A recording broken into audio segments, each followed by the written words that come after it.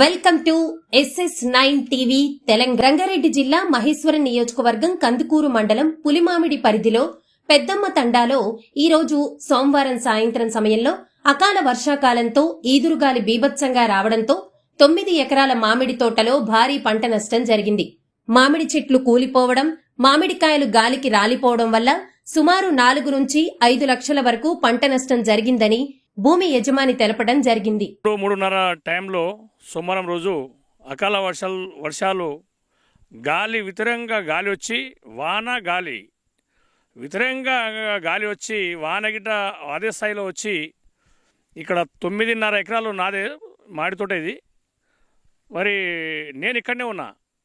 అదే టైంలో నేను వచ్చాను. నేను మీటింగ్ పోయిన తర్వాత ఇక్కడ వానములు వస్తూ ఉంటే నేను వచ్చాను.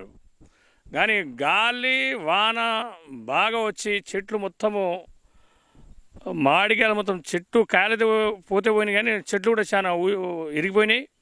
కిందికి కూడా కొన్ని 10-20 చెట్లు కిందికి పోయినాయి. ఈ చెట్లు పెట్టి గిట్ట కనీసం 6 సంవత్సరాలు అయింది. మంచి ఖాతాలు మంచి పూత కాయలు మంచిగా ఉండే, కానీ వానదేవుడు వచ్చి గాలి అకాల వర్షాలు పడి గాలి మరీ ఎక్కువ గాలి వచ్చి రాలిపోవడం జరిగింది. మొత్తం ఏం లేదు, అంతా చెట్లు మొత్తం చూస్తే కాయలే కింద కానుస్తున్నాయి మొత్తం.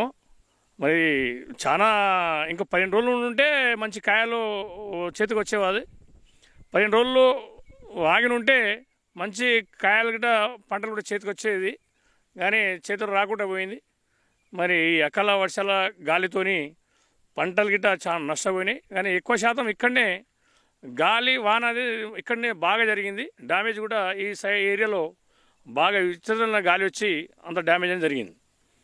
మరి ఇప్పుడు ఒక 15 రోజుల నుండే చేతికి వచ్చే పంట చేతులు రాకుండా పోయిందని కూడా ఈ సందర్భంగా తెలియజేస్తా ఉన్నా.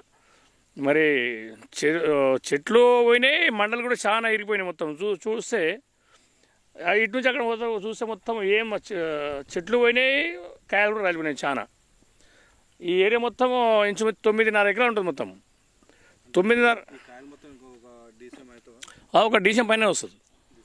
డీసీఎం పైన ఇంచుమించు ఒక 3-4 లక్షలు వస్తుండే. ఇప్పుడు ఉన్న రాలిపోయిన దానికి 4 లక్షల దాకా వస్తుంది. ఇప్పుడు 9.5 ఎకరాలు అంటే మొత్తం చూస్తూ ఉంటే ఇంచుమించు బాగానే ఉంది. ఇక్కడ ఒక డీసీఎం ఇంచుమించు 4 డీసీఎం కాయలు ఉంటాయి. ఇవి 4 డీసీఎం అయినా కానీ ఇప్పుడు నాకు అంతా తెలియదులే, కానీ బాగానే ఇంచుమించు అయినా కానీ 7-8 లక్షల పంటలు నష్టమైంది. 7-8 లక్షల దాకా అవుతాయి. ఇక నేను చెప్పలేను జోలి, కానీ ఇక నష్టమైతే జరిగింది. ఇక నేను ఆ విషయం నేను అనలేను. ఇక డ్యామేజ్ అయితే జరిగింది, కానీ ఇప్పుడు ఏం చెప్పటం లేదు. ఇక వేరే నష్టం అట్లా జరగవద్దు. మన జరిగితే ఏదో పెద్ద పరగబడేది ఏం లేదు, కానీ చిన్నగా రైతులకు అట్లా జరిగితే చాలా నష్టం జరుగుతుంది.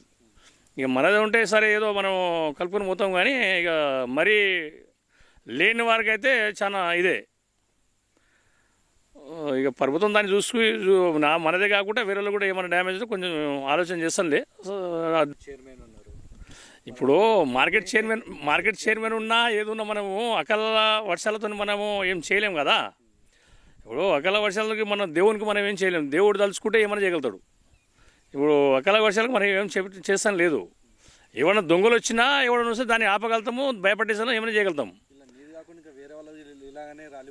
చాలా మంది రాలిపోయినాయి. ఇక ప్రభుత్వం దృష్టికి తీసుకెళ్తాను. చాలా మంది ఇట్లా నష్టం జరిగింది. మరి కొన్ని సాయం చేయాలని చెప్పేసి ప్రభుత్వం దృష్టి కూడా తీసుకెళ్తాను. ఇక్కడే కాకుండా చాలా దగ్గర ఇట్లే అయినాయి. మరి ప్రభుత్వం దృష్టికి తీసుకెళ్తాను. ఇట్లా కొంత ఎంతో అంతో అలాగ వస్తే గిట రైతులకు ఉండేది ఏంటంటే దాంట్ల మీదనే ఉంటారు కాబట్టి అలా కొన్ని సాయం చేస్తే బాగుంటుంది. నేను పబ్లిక్ దృష్టి కూడా తీసుకెళ్తాను. వర్షాలకి తోటలు కాకుండా కొన్ని రేకులు ఇట్లా గాలికి ఎగిరిపోయినాయి, దాన్ని ఏమంటారు?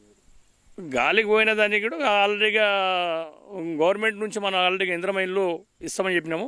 ఎక్కడైతే బాగా డ్యామేజ్ ఉందో అక్కడ చూసి వాటిని కూడా శాంక్షన్ చేయడం.